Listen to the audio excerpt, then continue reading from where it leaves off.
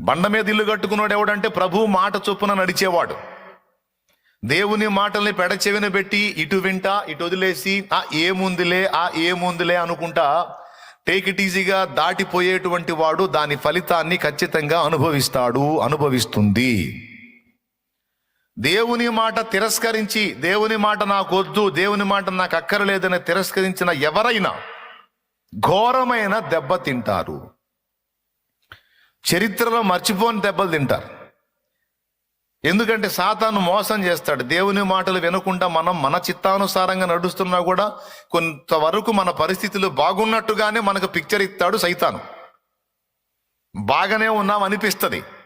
ఆ ఉండి ఉండి ఉండి ఉండి ఒక్కసారి దెబ్బ పడితే మన చెప్పాక దిమ్మ తిరిగి కనపడిద్ది.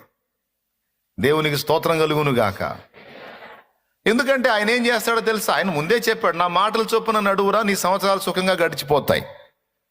నా మాట చొప్పున నడవటానికి నీ మనసును సిద్ధపరచుకో, నీ అడుగు తొట్టుపడదు, నువ్వు ఆశీర్వాదకరంగా ఉంటావు, నెమ్మదిగా ఉంటావు, నిబ్బరంగా ఉంటావు, విశ్రాంతిలో ఉంటావు. నా మాట వినరా, చూసుకోరా, ప్రతి విషయంలో నా మాట చొప్పున చూసుకో తల్లి. ఈ విషయంలో దేవుని మాట ఏం చెప్తుంది, నేనేం చేస్తున్నాను, ఈ విషయంలో దేవుని మాట ఏం చెప్తున్నాడు, నేనేం చేస్తున్నాను అని అట్లా ప్రతి దానిలో నేను నీకు కావాల్సిన మాటలు ఇచ్చున్నాను. నేను ఆ మాటల్ని తీసుకో, వాటి చొప్పున నడుచుకో, నువ్వు ఎంత బాగుంటావో చూడు అన్నాడు. ఆయన మాటలు ఏమేం చేస్తాయో చెప్పాడు.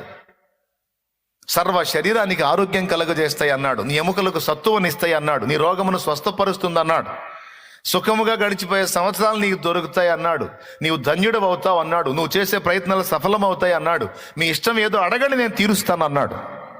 ఏదైనా నేను తీరుస్తా. నా యందు మీరును మీ యందు నా మాటలో నిలిచి ఉన్నట్లు మీకేది ఇష్టమో అడగండి, అడుగు, నేను తీర్చకపోతే అప్పుడు అడుగు. అయితే షరతులు వర్తిస్తాయి. నా మాట తీసుకోవాలి నువ్వు.